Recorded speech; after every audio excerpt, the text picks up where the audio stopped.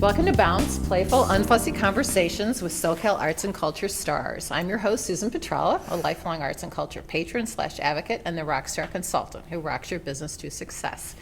Each Wednesday, I'm hanging out with cool, clever, creative individuals. Today's guest is Ellen Friedlander. Ellen is a Los Angeles-based artist who uses a variety of in-camera and post-processing techniques to reveal the unpredictable, idiosyncratic, inscrutable nature of the human condition. I have no idea what that means, but maybe she'll tell us when we get started with our discussion. Her style is fueled by a curiosity and a commitment to a multiple point of view, drawn to the street, landscape, documentary, photography, and portraiture. Welcome, Ellen. Thank you, Susan. It's okay, do wonderful. You want to speak to that then? Unpredictable, idiosyncratic, inscrutable nature of the human condition? Well, I'm kind of going to speak to it in a way that it's very interesting to be here because I'm a photographer. Okay. I've been a photographer my entire life, so having a camera by my side since I was 16 and looking at the world, that's, I think, I can't even say the word right now, but that's how I look at the world. Up until now, I have been possessed as a seer using the camera as the vehicle. But when I was 5 years old, I was painting and drawing and doing all sorts of other things. So I seem to be coming around using my photography and now using mixed media, and now I'm allowing myself to grow as an artist. Oh, wow. I know. Oh, okay. wow. Well, That's a big, because anybody who does art, you feel like you get locked into a certain kind of thing. And I defined myself as a photographer forever, like 40 years. And so the last 6 or 7 years, I have been really focused on pushing myself to allow my emotional expression to come through in new ways, which is really hard. Yeah, it is hard? It is hard. Why is it hard? Well, it's hard because part of you says, no, I want to do it just the way I know how to do it. And so to get unafraid and let that freedom go and to be able to make mistakes and to say, but the world only sees me or my friends only see me as a photographer, what are they going to think of me if I push myself in another direction? And so getting over that hump is really hard, but I'm there. So I'm finally there, but it did take several years. Have you shown this new work then? No, but it's getting ready to come out of the closet. It is getting ready to come out of the closet. I have started last year. I had my first museum show, and in that show, I again used techniques of tearing paper, reassembling them, and making work that was 3D and tactile, and not just. I don't want to say just a photograph because I think a photograph is many things, but I understand where we are today, where everybody is a photographer or can be. Oh yes, what with the iPhone. The iPhone. I mean, everybody. Yeah, everybody's a photographer, and so photography as a medium is a little challenging to sell as a true art form. It's always been difficult to have people acknowledge it as prestigious as painting fine art. Or prestigious as sculpture. However, I feel that is changing. When we are able to put ourselves in our work, it feels more like fine art. Okay. So I think that's where I'm going. So you say you came to photography at 16. Mm-hmm. So what happened at 16 that you picked up a camera? Well, I was very fortunate. I'm from a really tiny little town in upstate New York. It was a little difficult for me to be educated. The school was 2,000 people. It was inner city. I was kind of lost. My mother noticed and ended up sending me to boarding school, a girls' boarding school, which was the most enlightening experience of my life. All of a sudden, I went from not using my brain to learning how to use my brain. And at that point, I had been a figure skater. I had been a dancer in my youth. And so I didn't have my thing. I didn't know what to do with myself. I no longer had danced. And now I'm in a school and I don't have friends. Well, somebody turned me on to photography, and that was that. And so I picked up a camera at 16, became yearbook director, documented everything, and that was that. It was my creative other half. It's my friend. And you also have lived several different places around the world, and streetscape and going out on the street has been important. Very important. Well, like I said, my camera was my best friend, so whenever I went anywhere, that was my vehicle to walk the streets. So I felt really empowered by having my camera. And so being a street photographer, Harry Callahan, Lee Friedlander, Gary Winogrand, those are my people. They were with me, they were on my backpack. And so that for the last 40 years, they have been really important to me. So I moved to Hong Kong in 1995 with my son who was 18 months old. And again, my camera became my vehicle to explore.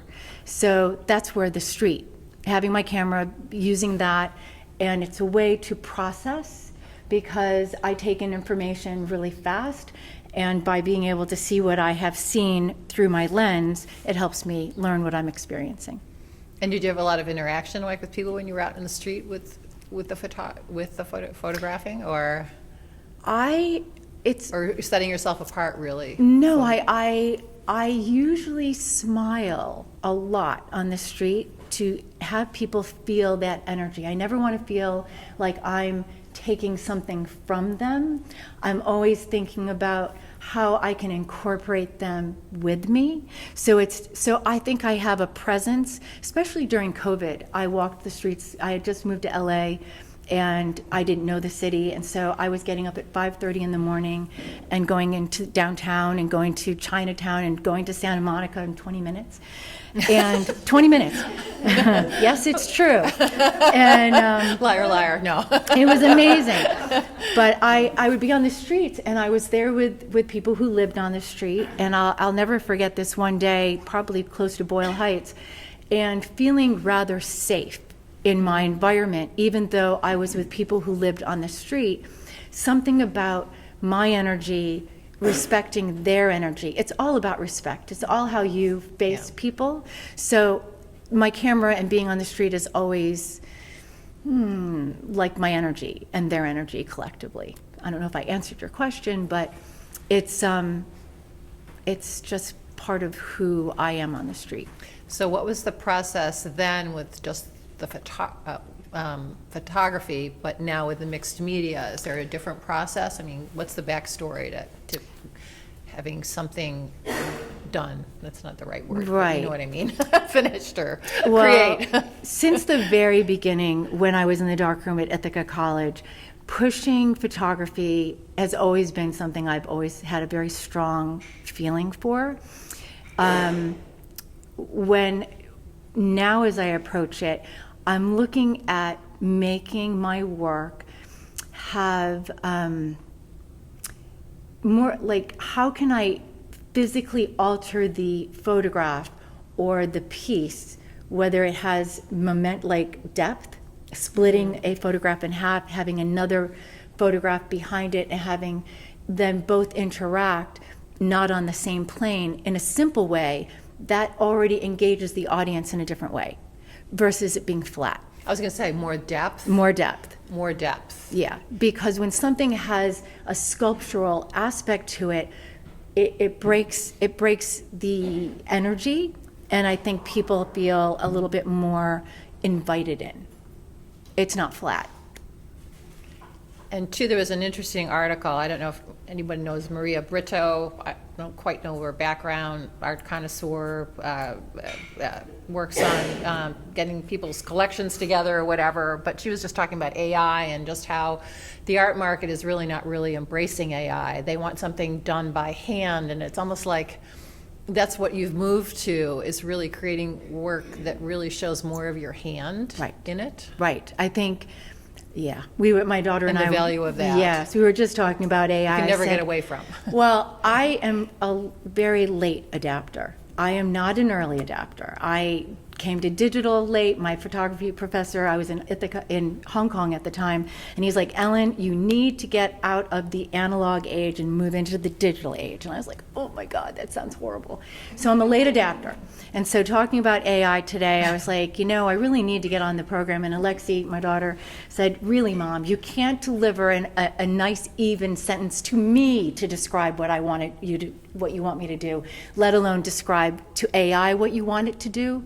So Okay. I don't know if AI is the best tool for me. However, I respect it incredibly for what it can do, like with words. But I think tactile is the way that we want to go. And that's what she was saying, that there's, that the works of art have the hand of the, whomever in it. And so that, and I think with all of the tech now, that's what we want, is just that hand. I mean, it's so flat, again, whatever's created by AI is kind of, and is it real, really? Well, I don't know if we care about whether something's real or not as much as we want energy. I think energy, human energy, is what we're feeling when we make art. And if we do it well enough, that art has the energy in it that is felt by the viewer. That's the most exciting thing in the whole wide world, if you can pass that energy through you. Yes. I think that's what I think is really exciting. Yeah. So tell me the steps that to the creation of a piece now with the mixed media. Where do you start? Oh, where do you start? So I have a really big project right now. We just started this week. A dear friend of mine passed away a couple weeks ago, and I have a lot of his belongings that I collected over my time with him. And I'm making a portrait of him using his belongings as well as my photographs that I took of him while we were together.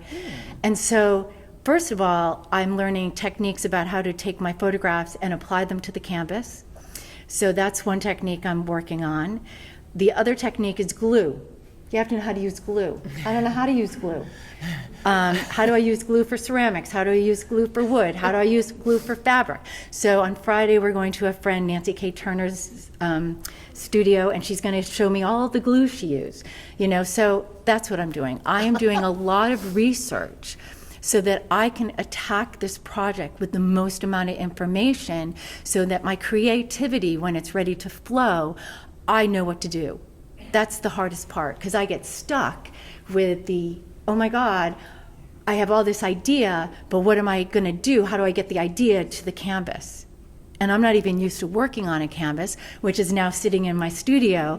And, it's huge, and we started drawing on it, and I got all this stuff. I was going to say, so you do have an outline? We have an outline. Okay. We have an outline. We've cut out. And you kind of know where things are going to go? We are working towards it. But glue is crucial. Glue is crucial. Also, I've been learning about, if I'm going to glue a whole bunch of items to the canvas and it's large, it's going to be heavy. So now it's like masonite. I need to think about what kind of masonite to put behind the canvas. I mean, all of these things are absolutely new ideas in creativity for me. But that's really exciting. Moving the practice forward. One of the things I have often said to when I mentor young photographers is, don't get stuck. Keep pushing yourself forward, because forward, even though it's scary, is how you're going to find new ideas. Okay. And do you mentor now young photographers? I have mentored a few. There's a few that are just kind of, I keep in touch with, and I make sure that they're staying on top of their process and feeling positive. Because one of the things I notice, having been alone a lot in creativity, is how lonely it is. And so every once in a while, I'll get a text from somebody, a young kid, a young woman, a young man, and they'll just be like, hello, and I'm like, I'm here. I've got you. So kind of out of the blue? Out of the blue. Okay. Out of the blue. And I'm like, I totally get it. And I'm sending you a huge hug. You've got this. Don't give up. Because that is really important to me, because I didn't have any of that when I was the community. No community forever. I didn't find community until about 2020. Yeah, I was reading one of the interviews, and it was really kind of like lovely. Where is that? About finding your people. Finding my people. Finding your people. You found your people? Or you're still finding your people? I think you find your people, and you keep adding to finding your people. And the more people that I'm an open book, and I think people are fascinating. I do portraiture, so that whole idea of meeting people, and I will often meet somebody and go, oh my God, I have to photograph you, could you please come? Because people are what drive me. I mean, meeting new people. When I moved to Hong Kong and I met people from all over the world, and they spoke about a push cart, a trolley, all different words that I didn't know for a stroller. I mean, the idea how much we can learn from each other, that's what's exciting to me. So finding my people is the same kind of thing. Every time I meet new artists, I am blown away by what they do, with their process, where they've been, their story, and that informs me.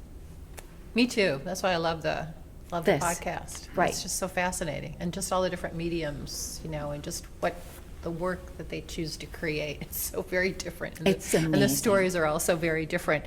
So now you're working with your daughter, Alexi. So she's here in the audience. It's like take your daughter to work day here. Mm-hmm. So tell me about that. How did that come about? Very luckily. In 2020, I had 2 bodies of work come out just before the pandemic hit. And so, I moved to LA, I didn't know a soul. And so I kind of got a feeling that things were kind of moving in the right direction. And then we had a pandemic, and Alexi came home from Scripps College in Claremont, and I could see the writing on the wall, and I said to her, I don't know, but maybe we could work together, and because there was going to be no jobs out there. And she looked at me and she said, oh my God, Mom, really? I don't want to work with my mom. Really? Oh. She said to me, because my brain, if you hadn't noticed in the conversation, goes in a circle.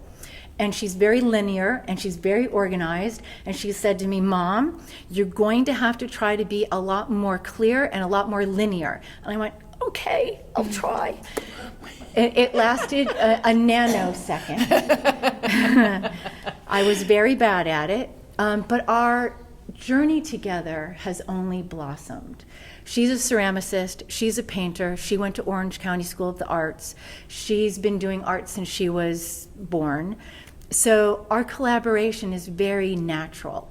I've always been part of her process, and so it's very wonderful that she can now be part of my process. So that yin and yang and that back and forth will always, till the day I leave this planet, be one of my most grateful occurrences that we do. Tell me about a work that you're creating together. Oh, our portrait. This new mixed media portrait is something we're working on together. Oh, okay. It's because it is going to take all of me to learn how to do different techniques, and my brain isn't especially great at understanding, new techniques, and she's incredibly quick at it. So that combination of me being a little slower and her being quicker, and also me being able to ask real-time questions, and the youth and the age, and then I have very strong opinions at times, and I will say, oh no, this is where we're going. So it's So you're working on the process together? Yes, and yes. then what about the finished piece if you have to glue and it's all part of, we're going to do it together. We're just doing it together. Yep. Oh wow. Yeah. She doesn't live, she used to live with me, but now she's living with her boyfriend. She's a grown up. Okay. And gives you a little more space then. Yes, and it gives her time to decompress from me because I don't stop. This work that we've been thinking about this particular project for several years now. I've made a lot of portraits using pinholes, which allows energy to release slowly through the lens onto the digital plane. And I feel like living with my friends' belongings and embodying the essence and our relationship together is the same kind of experience that I'm working on to get onto the canvas. So it's all the same. It's just using the earrings and the fabric and the baubles and then my photographs all together. And I think how we work best together is when I get a little out of control, she brings me back. And when she gets a little more conservative, I'm like, and I throw the book at her. Yeah, very much yin and yang. 'Cause Yeah. if you're both like in a circle or you're both linear, Right. no, No, you'd we're- be like, goodbye. Exactly. We are a really good balance. Yeah, it sounds like it. That's very cool. So what else have you, all right, so besides working with Alexi on this new work, what else is going on? Any shows coming up or? There is. Well, I just did my very first startup art fair. Yeah, I was going to ask about that. So what was that like? It was heavy lift. Never did an art fair before. Huge amount of work, like 3, 4, 5 months of serious getting ready for that. It was a wonderful experience. I was not alone. I was the leader. There were 5 of us artists. I was the only photographer. Abby Golden, painter. Azam Marillion, painter. Azar. She's a fabricator. And Annie Marini is a sculptor. So I was the only photographer. It was an amazing experience. 5 women, all got along, all were very professional, everybody delivered. I sold work, so that was amazing. Okay. So yes, I did, Startup Art Fair was amazing. We did, as a group, get a museum show at Bakersfield that will be in the 5 of you? The 5 of us in Ah. 2027. Oh, interesting. So the quiet act of seeing, so that was a very positive offshoot from that. The Suss Museum is coming up. Soft opening is, I want to say, May 17th, but I can get all that information to you. I'm going to meet my grandchild in Gex, France next week. That's not art, but I will be making photographs. That's your son? My son's 3.5-month-old daughter. Yeah, I have a lot of stuff actually. I'm constantly in many different directions in my art practice. However, having said that, I have a goal to finish this portrait project and all of the parts to it by the summer. So right now, my Okay, so main kind of on a deadline focus somewhat. is on a deadline to really put this work out and so that it can be done, so I can have room to do other work. This is going to require all of me. Would you do other work like this? You don't know. I am. I'm actually working with an artist in my neighborhood, Albert Beach. He's a printmaker. And so on Tuesdays, I spend 2.5 hours with him, and we're doing collage together. He's taking my photographs, and we're putting them using a Robert Rauschenberg technique we're using, and we're using another technique of taking the photograph using an inkjet printer, putting it on a paper, a substrate, then taking that and putting it on the printing press. So I'm learning all different collage techniques. Yes, so I'm actually doing a lot of things at the same time. Wow. I know. Wow. So you see how my brain works. Yes. Multitasking to the max. To the max. Yeah. Very cool. Yes. Well, that's why everybody's got to, come to Feed Me, and, so we can go take Bounce on the Road. We want to do Bounce on the Road so we can go out to these studios and see what's what. And I would love to have you at my studio. And one last, Pasadena Photography Arts? Yeah. So tell me about that, and we'll close with that. Okay, so Pasadena Photography Arts is an amazing little organization that was started about 15 years ago by Bill Wishner. It was when most of the art happenings were on the west side of LA. In 2019, I was curated into my very first speaking engagement at PPA, at the Armory in Pasadena. It was an amazing experience. I showed in person my extended frame photographs. There were 80 people in the audience. It was just like, it was beautiful. I didn't know anybody, nobody had ever seen my work before, and I came out of that experience and I said, how could I get involved? I got involved with the little organization that was really focused on in-person meetings, open shows and forums, panel discussions. And then we had a pandemic. At the pandemic, everything stopped in person. So we went online. When we went online, all of a sudden this little organization could have a very large footprint. So we are now open show, open to the universe. We've had an open show recently with 4 out of the US artists. That was amazing. We have had forums with tremendous talents from all over the world. And so it is a vehicle for photographers on creating community bigger than ourselves, basically, with using open show as a vehicle and forum where we have more established artists and photographers speaking.